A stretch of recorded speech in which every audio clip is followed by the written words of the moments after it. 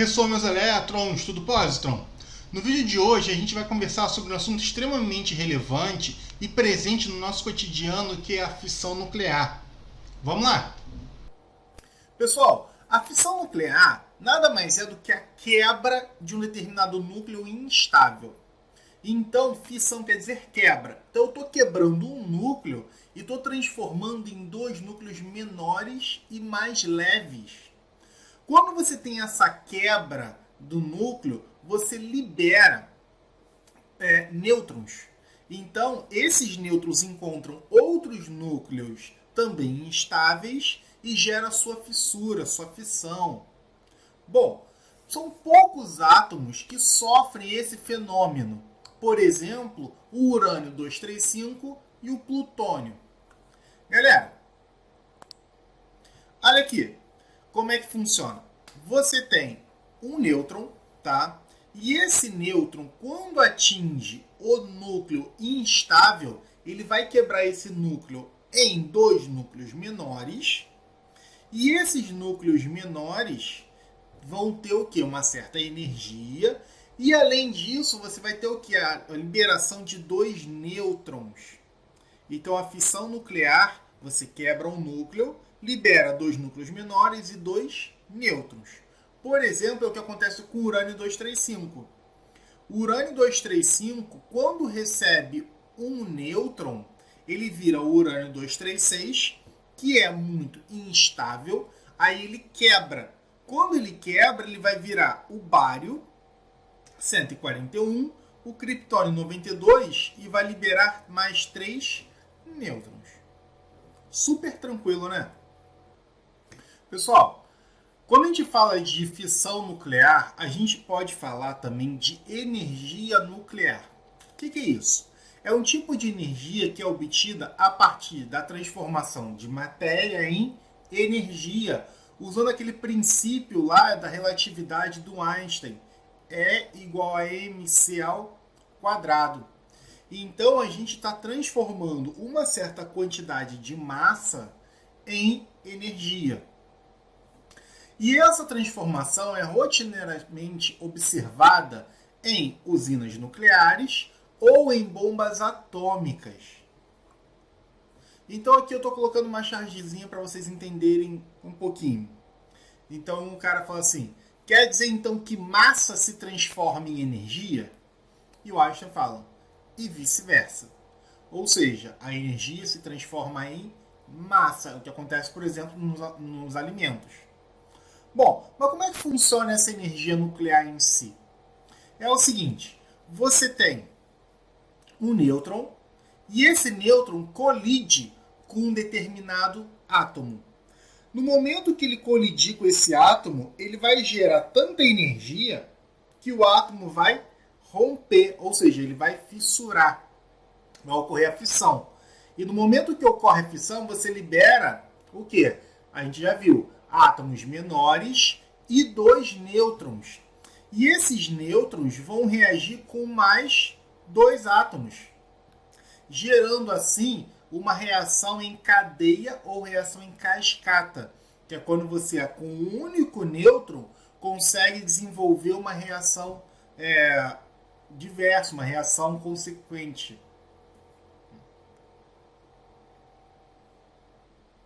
Érica, a gente está falando de energia nuclear. E como é que você transforma essa energia em energia elétrica?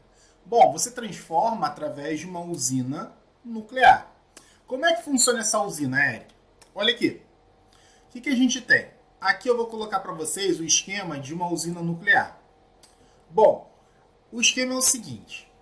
Tudo começa com pequenas pastilhas, tá? Essas pastilhas, que a gente já vai ver o que tem dentro, essas pastilhas se encontram num reator. Então você tem diversas pastilhas que formam uma vareta. Aí você libera nêutrons. No momento que você liberar nêutrons, você vai promover aquela reação em cascata. Então você tem urânio ali dentro. Então um nêutron atinge o urânio, quebra em dois outros elementos, libera mais dois nêutrons. Esses nêutrons vão atingir outros dois urânios. E assim você vai formando reações consecutivas. nessa quebra, você tem muita geração de energia. E o que vai acontecer? Essa energia vai fazer com que essas pastilhas que estão mergulhadas em água evaporem essa água. E o que vai acontecer? Essa água evaporada, esse vapor de água, ela vai passar por tubulações, tá? E vai entrar num trocador de calor. O que esse trocador de calor faz? Esse trocador de calor é um outro recipiente que também tem água. Então, esse trocador de calor é chamado de gerador de vapor. Então, o vapor que eu tenho dessa linha amarela aqui, o que vai acontecer? Está muito quente. Ela vai entrar em contato com uma água mais fria e vai transferir o calor quente para a água fria. No momento que a água fria recebe calor, essa água fria aquece e evapora. Então, o que vai acontecer? Essa água que evaporou, ela vai passar por turbinas e vai girar essas turbinas. No momento que gira essas turbinas, existe um fenômeno ali chamado indução, tá? Indução magnética. Então, você tem um indutor e esse indutor, pelo movimento, ele gera corrente elétrica. É o que acontece, por exemplo, no alternador do carro. Então, o alternador do carro é justamente isso. Você tem um indutor ali que gira e gera energia para a bateria. Aí, depois que passa pela turbina, esse vapor ele entra em contato com um condensador. O que é isso? É um tanque. E dentro desse tanque tem uma tubulação. E essa tubulação passa a água do mar. E a água do mar é água fria. Então, essa água do mar fria, ela passa por dentro de um tubo. Aí, o que vai acontecer? Ela vai resfriar o vapor. Resfriando o vapor condensa e é estocado num tanque, bombeado e volta para o sistema.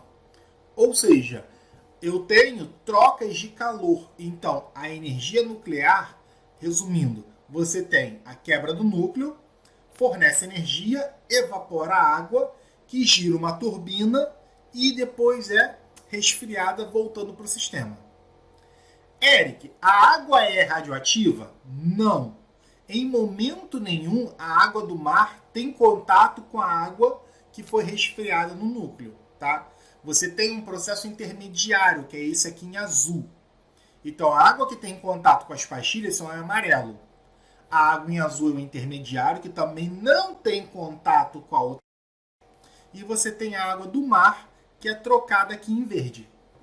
Então, a usina nuclear, você está transformando uma quebra de um núcleo em energia e essa energia transforma em movimento dentro da turbina. Beleza? Quais são os principais países que fornecem, que geram energia nuclear, Eric? Bom, Japão, França, Estados Unidos, China e Brasil. São os principais produtores de energia nuclear. Tem outros, Eric? Tem muitos outros. O maior de todos é os Estados Unidos, seguido, por exemplo, do Japão e da França e da China. Brasil, a gente tem 2 usinas nucleares prontas, Angra 1 e Angra 2. E uma terceira usina que ainda está sendo construída tem uns 20 anos, que é a Angra 3. Mas o que tem dentro dessas pastilhas, Eric? Bom, a gente tem uma massa concentrada de urânio radioativo. E essa massa concentrada é chamada de yellow cake, tá? Então, cada pastilhazinha daquela ali, ela tem 260 gramas de yellow cake, ou seja, essa massa concentrada de urânio. E qual é a energia equivalente de uma única pastilha? Galera, uma pastilha com 3,5% de urânio radioativo, 235 ou 238, equivale a 3 barris de petróleo ou 1 tonelada de carvão ou 2,5 toneladas de lenha ou 570 metros cúbicos de gás natural. Ou seja, uma única pastilha, ela fornece uma energia muito, muito grande. É por isso que a energia nuclear é uma energia relativamente pura, simples e que você não precisa de um espaço muito grande. Você, com um pequeno espaço, você consegue fornecer muita energia. Só que ela tem um problema. A cada ano você tem que trocar 1/3 das suas pastilhas. E isso é chamado de rejeito de alta atividade. Ou seja, um rejeito radioativo. E como é que se faz isso, Eric? Bom, primeiro, as pessoas que têm contato com qualquer parte da usina têm os seus equipamentos de proteção individuais lavados e depois esse material ele é concretado dentro de um barril e armazenado. Então você tem armazéns que depois são enterrados, tá? Então esses barris são concretados e depois eles são colocados em galpões subterrâneos para que não haja nenhum tipo de risco de contaminação com o meio externo. E existem vários níveis de radioatividade. E cada um desses níveis tem um tratamento, tem um destino para esse lixo radioativo. Então, se é um lixo de baixa radioatividade, ele faz justamente aquilo que a gente falou, lava e concreta. Se tem alta radioatividade, aí já é um outro problema. Como assim? Aqui, o tonel que eu falei para vocês que são guardados. Então aqui tem um tonel e aqui dentro tem, por exemplo, os EPIs concretados. Já quando você tem uma alta radioatividade, o que acontece? Esse material ele fica colocado dentro de piscinas. E essas piscinas servem para blindar a radiação. Então o material fica ali durante muitos meses para o nível de atividade descer. É assim que desce a um valor aceitável, ele é concretado dentro de outros tonéis. E de novo armazenados em galpões subterrâneos. Então a energia nuclear tem essa desvantagem, que é o lixo que a gente produz depois da utilização. Beleza? Quais são as vantagens da energia nuclear? Bom, primeiro que você não libera gases, então você não está alimentando o efeito estufa. Segundo, você precisa de uma área relativamente pequena para a construção da usina. Uma área relativamente pequena quando comparado, por exemplo, com uma hidrelétrica, que você precisa alagar uma grande região. Você tem uma grande disponibilidade de material combustível, que esse material combustível é o quê? É o minério que você extrai da terra. E esse minério tem grande quantidade. Então você pega o minério, você concentra esse minério, que a gente chama de beneficiar o minério, e você concentra e depois leva como combustível. Tem um pequeno risco no transporte. Por quê? Porque esse material precisa de nêutrons, e nêutrons não é fácil de você encontrar no ambiente. Como você tem uma alta eficiência, ou seja, você precisa de pouco material para produzir muita energia, esse pouco material gera pouco resíduo após um ano. Então você tem uma pequena produção de resíduo. E independe de fatores climáticos. Por exemplo, as hidrelétricas precisam que chova. Já a energia eólica precisa que vente. A energia nuclear não tem nenhum desses fatores, nenhum fator climático que influencie. Mas existem desvantagens. Bom, primeira desvantagem, o lixo nuclear tem que ser armazenado em local seguro e isolado, como a gente já viu. Quando você compara a energia, o custo da energia, ela é mais cara que as outras energias para produzir. Por quê? Porque você tem um processamento ali, você tem o beneficiamento do material, você tem a parte de lavra, você tem toda uma parte elétrica e de controle, os equipamentos são muito caros. Só que em compensação você ganha na produção de energia. Você gasta mais, mas você tira esse custo a longo prazo, então vale muito a pena. E existem problemas, alguns pequenos problemas ambientais, que é, por exemplo, aquela água do mar que circula para resfriar a tubulação, ela é aquecida. Então, onde você tem uma usina nuclear, normalmente a água daquela praia ela é aquecida. Isso pode trazer algum tipo de desequilíbrio ambiental. Eric, e essa energia nuclear é segura? É. Só que na história existem alguns acidentes nucleares. O principal deles foi o desastre de Chernobyl, em 1986. Existe hoje uma série muito famosa de televisão, de 6 episódios, que trata desse caso. Eu aconselho vocês a verem, porque ela discute bastante o que aconteceu naquele caso. O problema não foi o processo em si, mas as falhas humanas que ocorreram nesse tempo. Então, diversas falhas humanas levaram à maior explosão, o maior acidente nuclear do mundo. Então, em Chernobyl, que foi na antiga União Soviética, você tem uma área que até hoje é proibida a entrada. Então, foi um grande acidente nuclear que, depois desse acidente, toda a tecnologia foi modificada. Então, hoje em dia, não existe mais o risco de acontecer o que aconteceu naquele evento. E a fissão nuclear também está envolvida em bombas atômicas. Quando a gente fala de radiação, as pessoas têm muito medo porque elas foram apresentadas à radiação como uma arma, como uma bomba.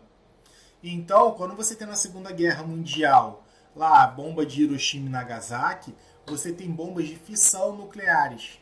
Por exemplo, o avião Enola Gay, ele carregou a bomba Little Boy, que é essa bomba aqui. E o que acontece? Essa bomba, ela pesava 4.000 quilogramas ou 4 toneladas, e dentro dessa bomba tinha 60 quilogramas de urânio 235. E ela media 3 metros por 71 centímetros de diâmetro. Qual foi o problema? Ela teve uma devastação total de 3 quilômetros de raio, ou seja, uma área extremamente grande. E a energia liberada por ela equivale a 15.000 toneladas de dinamite, TNT. Para vocês terem uma noção, toda bomba nuclear, assim, térmica, ela forma um cogumelo. E esse cogumelo é um cogumelo extremamente radioativo e libera muito calor, e a sua explosão ela tem um deslocamento de ar muito grande. E esse deslocamento de ar até mais ou menos 3 km foi mortal. Até 6 km você teve uma grande destruição, podendo ser sentida até 40 km de distância. Imagina 40 km de distância. Então, pessoas que não tinham absolutamente nada a ver com a cidade que foi jogada, você sentiu esse impacto. Então, essa arma é uma arma extremamente monstruosa que hoje é proibida de ser utilizada. Então é isso, pessoal. No vídeo de hoje a gente conversou sobre fissão nuclear, vimos o seu princípio, que é a quebra do núcleo, vimos as aplicações, que é a energia nuclear e a bomba atômica, discutimos um pouquinho sobre o acidente de Chernobyl e vimos a sua relevância na sociedade. Muito obrigado, até a próxima. Beijos no Elétron!